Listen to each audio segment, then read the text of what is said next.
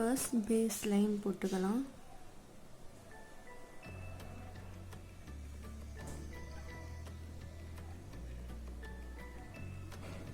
Okay, line போட்டாச்சு. இப்போ frills போடணும். மெதுவாக போடுங்க. ஃப்ரில்ஸ் போடும்போது எப்போவுமே பிகினராக இருக்கும்போது நல்லா கேர்ஃபுல்லாக மெதுவாகவே போட்டு ப்ராக்டிஸ் பண்ணணும். இந்த ஃப்ரில்ஸ் வந்து பேஸ் லைனை டச் பண்ணணுமே தவிர இடிக்கக்கூடாது. ஏன்னா நீங்கள் பிகினராக இருக்கும்போது ப்ராக்டிஸ் பண்ணுறீங்கன்றப்ப இந்த மாதிரியெல்லாம் நடக்கும். ஸோ அப்படி ஆகாமல் பேஸ் லைனை தான் இது டச் பண்ணணும்.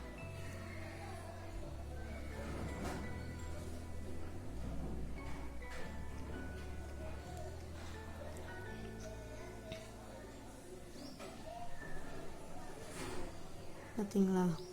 பேஸ் லைனை தான் இது டச் பண்ணணும்.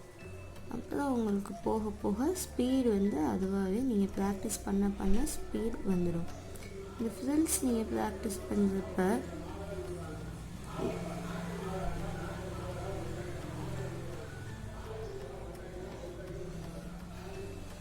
ஸ்ட்ரெயிட் லைனில் மட்டும் ப்ராக்டிஸ் பண்ணாமல் கர்வ் லைன்ஸ் போட்டும் ப்ராக்டிஸ் பண்ணிங்கன்னா நல்லது. ஏன்னா ஃப்ரில்ஸ் வந்து நம்ம வந்து மோஸ்ட்லி நிறைய இடங்களில் யூஸ் பண்ணுவோம். அப்படின்றப்ப எல்லா சர்ஃபேஸ்லேயும் போடுற மாதிரி ப்ராக்டிஸ் பண்ணிக்கணும். நீங்கள் வந்து பேஸ் லைனை இந்த பார்த்தீங்களா, இங்கெல்லாம் வந்து பேஸ் லைனை வந்து அந்த ஃப்ரில் இடிச்சிருக்கு அப்படின்றப்ப அந்த ஃபினிஷிங் இல்லை. ஸோ அதுக்கு தான் ஃப்ரில்ஸ் வந்து ப்ராக்டிஸ் பண்ணுறப்ப ஸ்லோவாக நீங்கள் ப்ராக்டிஸ் பண்ணி பழகணும்.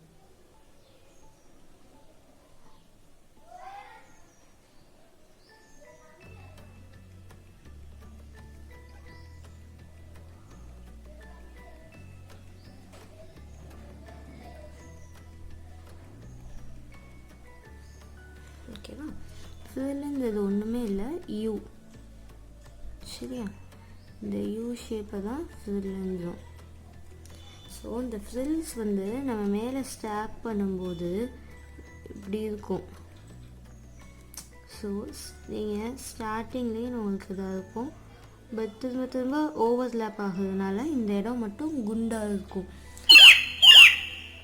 அப்போ நீங்கள் என்ன பண்ணணுன்னா ஃப்ரில்ஸை வந்து இங்கே ப்ரெஷரை கம்மி பண்ணிக்கணும். இந்த இடத்துல ப்ரெஷரை நீங்கள் கம்மி பண்ணிக்கணும். லைக் இங்கே பண்ணலாம்.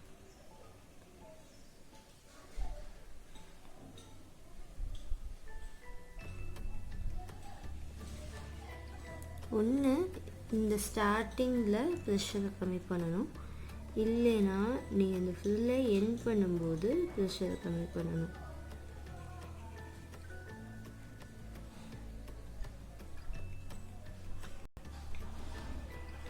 அப்போ தான் நீங்கள் ஃப்ரில்லை வந்து இப்படி கண்டினியூஸாக ஃப்ரில்ஸ் பண்ணும்போது அது நீட்டாக வரும். ஸோ இன்னொன்று, நமக்கு ஃப்ரில் போடும்போது எல்லா ஃப்ரில்ஸும் ஒரே சைஸாக இருக்கிறதுக்காக நீங்கள் இப்படி ஒரு ப்ராக்டிஸ் லைன் போட்டுக்கலாம். லைன் போட்டிங்கன்னா நீங்கள் ப்ராக்டிஸ் பண்ணும்போது ஒரே மாதிரி ஃப்ரில்ஸ் போட்டு ப்ராக்டிஸ் பண்ணிக்கலாம்.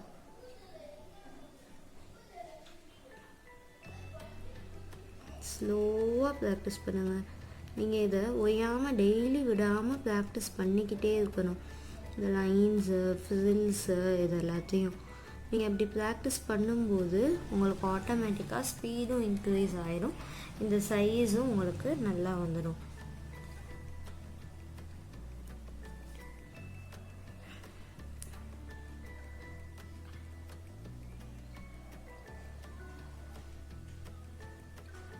டிஃப்ரெண்ட் சைஸ் போட்டு ப்ராக்டிஸ் பண்ணிக்கோங்க. சின்னது, ஸோ மீடியமாக, பெரிய ஃப்ரில்ஸ்.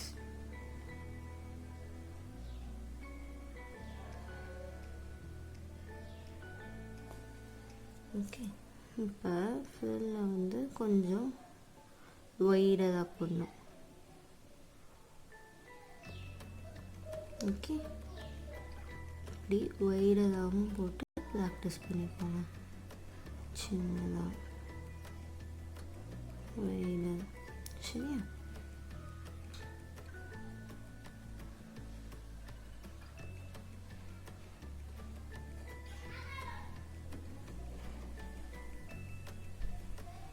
ஃப்ரில்ஸ் போடும்போது உங்களோட ஹேண்ட் மூமெண்ட்ஸ் ரொம்ப ஸ்மூத்தாக இருக்கணும். நீங்கள் கொஞ்சம் ஹார்டாக பண்ணிங்கன்னா உங்களுக்கு இந்த பேஸ் லைன் வந்து இடிக்கும். ஃப்ரில் வந்து பேஸ் லைனை வந்து இடிக்கும். ஸோ உங்களோட ஹேண்ட் மூமெண்ட்டை வந்து ஸ்மூத்தாக வச்சுக்கோங்க. நீங்கள் ஃபர்ஸ்ட் லைன்ஸ் ப்ராக்டிஸ் பண்ணும்போது ப்ரெஷர் கண்ட்ரோல் நான் உங்களுக்கு சொல்லியிருக்கேன். அதையும் நீங்கள் நல்லா ப்ராக்டிஸ் பண்ணிக்கணும்.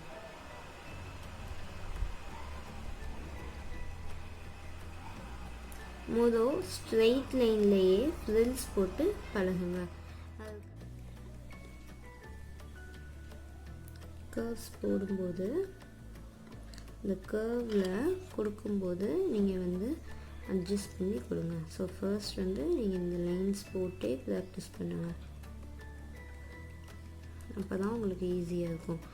இந்த பெண்டிலெலாம் நீங்கள் வந்து அட்ஜஸ்ட் பண்ணணும். இந்த கீழே பேஸ் லைன் தொடும் வந்து குட்டியாகவும் இந்த கேப் வந்து வைடராகவும் இருக்கணும். அப்போ தான் வந்து உங்களால் அது ஈஸியாக போட முடியும்.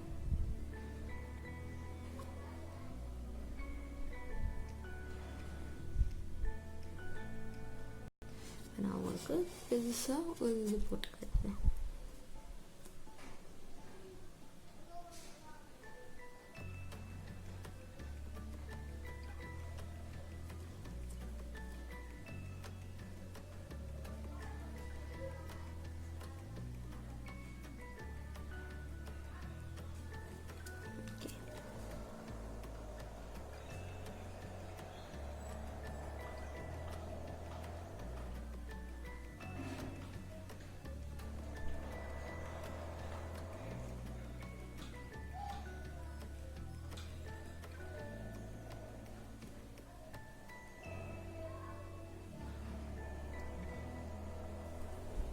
ஓகேவா?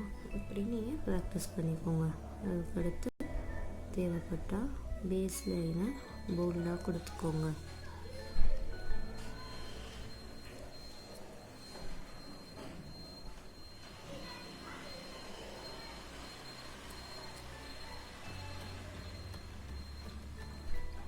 ஸோ பார்த்திங்களா, இந்த இடம் வந்து